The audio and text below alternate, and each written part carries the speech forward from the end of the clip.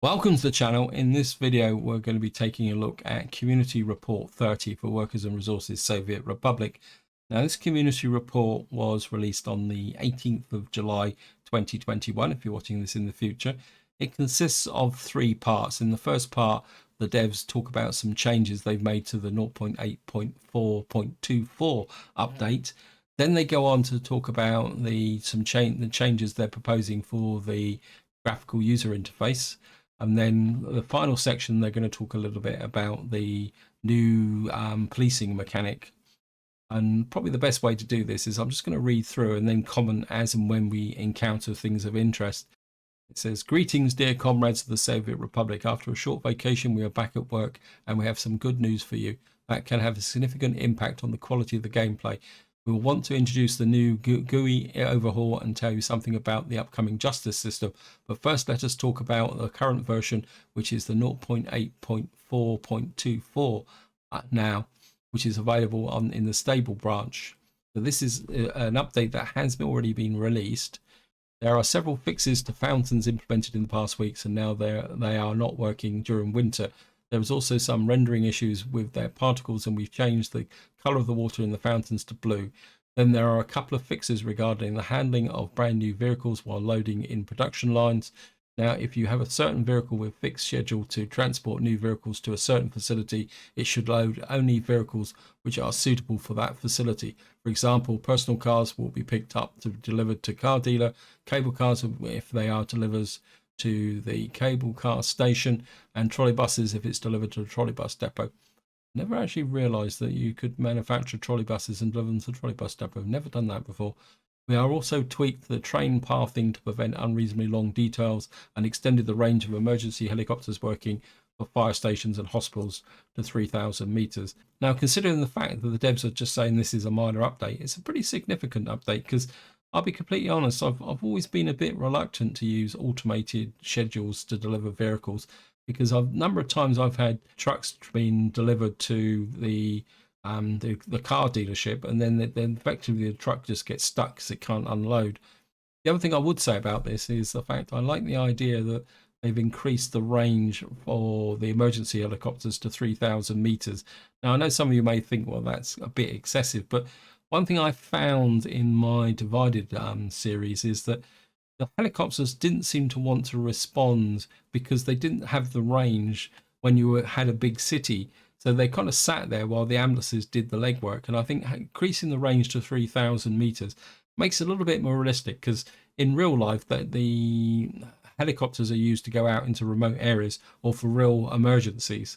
It does make sense to have 3,000 meters. It also will have an effect on the, say that if you've got a suburb that's not strictly part of your city, but is close enough to be regarded as being part of the city. And then if you can get a, say, for example, ambulance cover into that area, so you don't have to build a separate hospital or clinic in that area, would make quite an interesting difference. So I think that is quite worthwhile. Now below here we got a couple of pictures on the new GUI, but what I'm going to do is I'm just going to read through what they're saying, and then we'll take a more in-depth look at the pictures as we go through. So besides fixing existing issues, we decided to make a major GUI overhaul. Until now, you have most of the tools available at the top of the screen. We know it may take some time to get used to the new interface, but if you understand the logic behind it, it'll be worthwhile. Now, I think before we read the next text, I will go through, and it seems what they've done is they've moved the kind of overall information to the top. They've got the what you could call the standard controls down the side here, and then what they've done is put most of the build menu across the bottom, which drops up. I can't see where the mods are on the left-hand side. My main concern is that how much of this bottom bar will extend upwards. Anyway, let's just take a look at what they've got to say.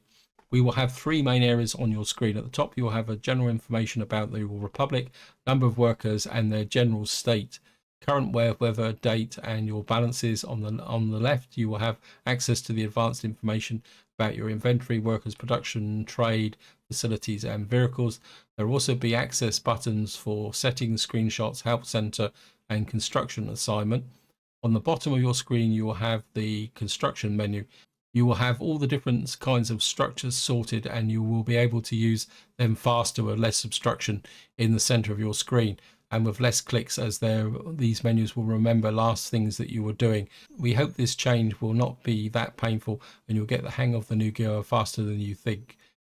Right, so this covers the GUI.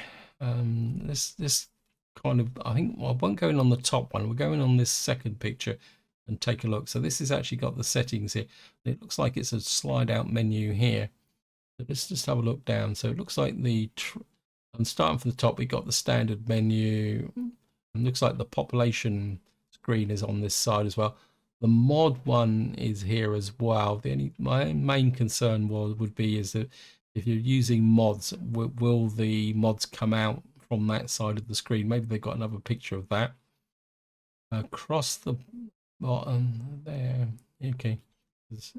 I'm kind of a bit worried about the settings come out and push that out that way. And across the bottom, if I go from left to right, you can see the grey area says general transportation. The brownish area says cargo and storage. Energy is power lines. Looks like the heating has actually been moved in conjoined with energy. For citizens, it looks like residential buildings. So it's got all the buildings here that you'd associate with citizens. Then you've got all the standard icons for industry there. It looks like, so it looks very much like now the terrain editing has been pulled out of the main menu, and it's now got its own icon on the end here, and it could be, and quite usefully, it's got the separate icon for bulldozing now. It's got roads, depots, cargo, refueling.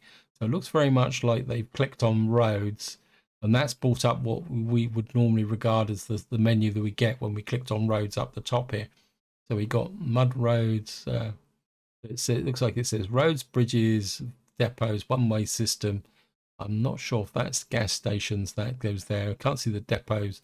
And then it looks like you've got very much road buildings for citizens and for cargo. So what they're doing is grouping it according to the gas station is there. So I'm assuming depots is the vehicle depot. Citizens would be the bus stops off our roads. Then we got the various cargo installations there.